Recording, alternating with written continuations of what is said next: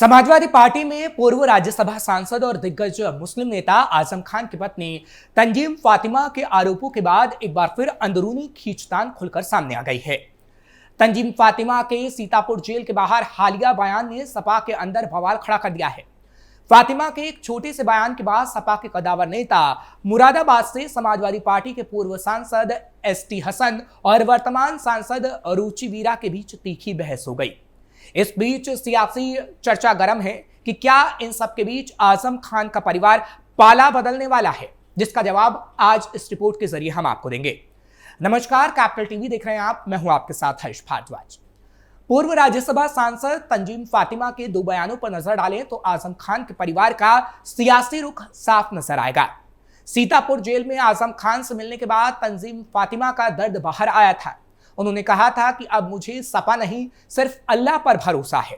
वहीं रामपुर में एक जनसभा के दौरान तंजीम फातिमा ने कहा था कि अब वक्त आ गया है कि हम अपने हितों की राजनीति करें, जो हमारे दर्द को समझे उसी का साथ दें। हालांकि उन्होंने किसी पार्टी या नेता का नाम तो नहीं लिया, लेकिन इसे सीधे तौर पर सपा नेतृत्व पर ही सवाल उठाने के रूप में देखा जा रहा है। राजनीति के जानकारों के मुताबिक फातिमा की यह टिप्पणी पार्टी नेतृत्व से नाराजगी और समर्थन की कमी को प्रदर्शित करता है।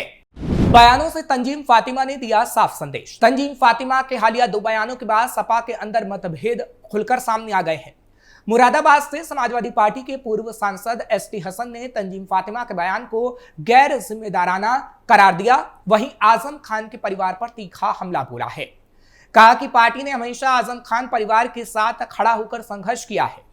आपको याद होगा कि किस तरीके से आजम खान की जिद के कारण लोकसभा चुनाव में मुरादाबाद से एसटी हसन का टिकट काट दिया गया था और उनकी जगह रुचि वीरा को टिकट दिया गया था।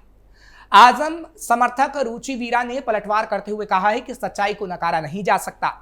जब संकट में आजम खान साहब थे तब कौन उनके साथ खड़ा था, ये जनता जानती है।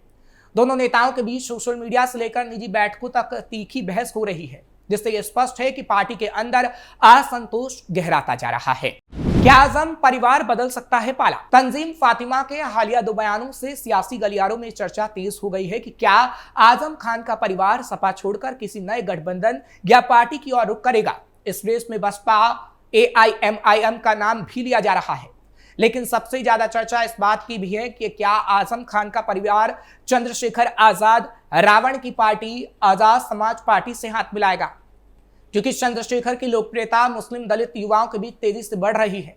ऐसे में आजम खान परिवार का समर्थक रावण को बड़ा फायदा पहुंचा सकता है, खासकर पश्चिमी उत्तर प्रदेश में।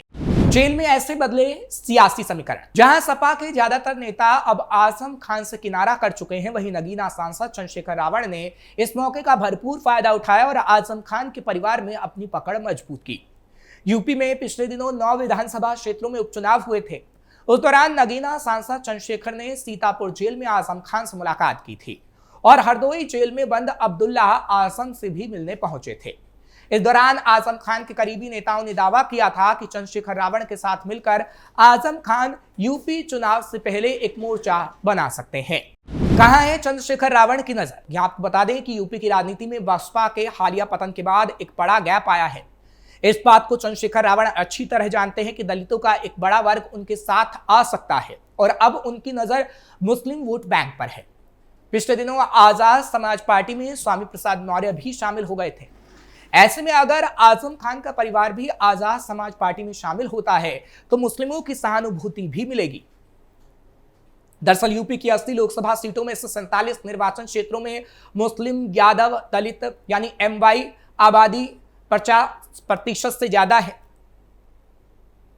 और हमने देखा भी था कि लोकसभा चुनाव में किस तरीके से अखिलेश यादव को मुसलमानों का साथ मिला था।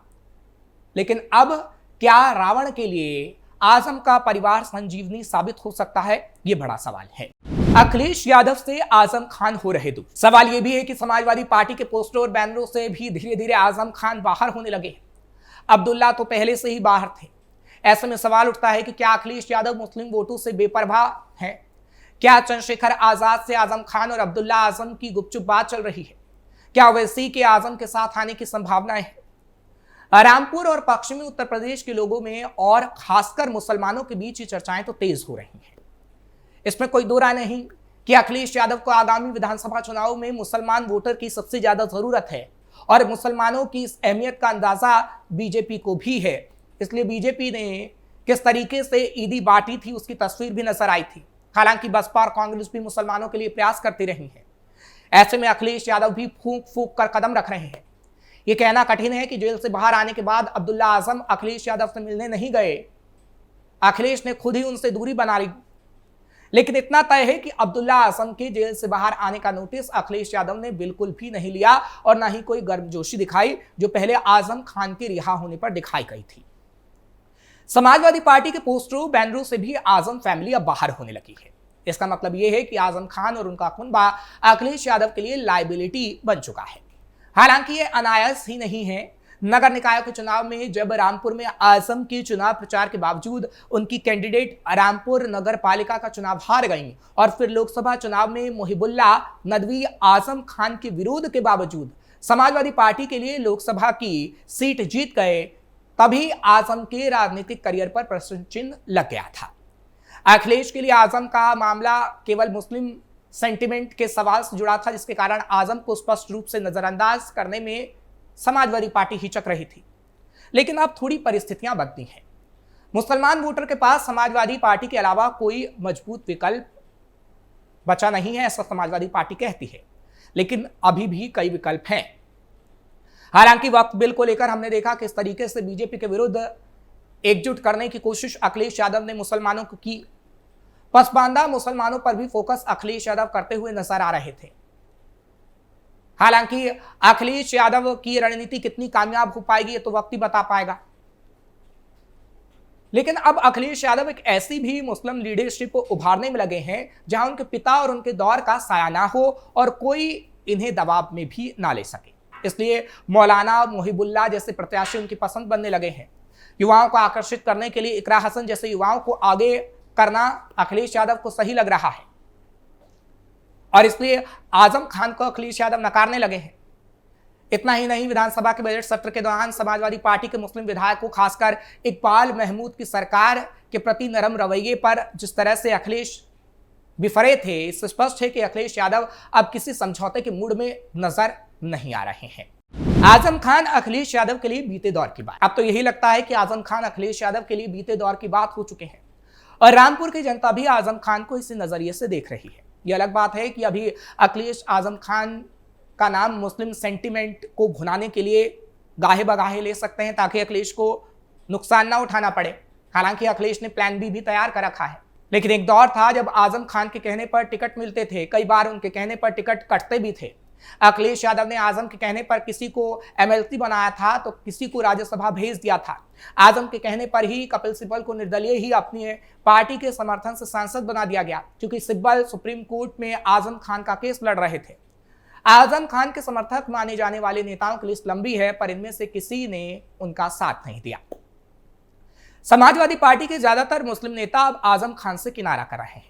राज्यसभा सांसद जावेद अली खान, लोकसभा सांसद जियाउर रहमान से लेकर कैराना की एमपी इकरा हसन सब खामोश हैं आजम खान को लेकर।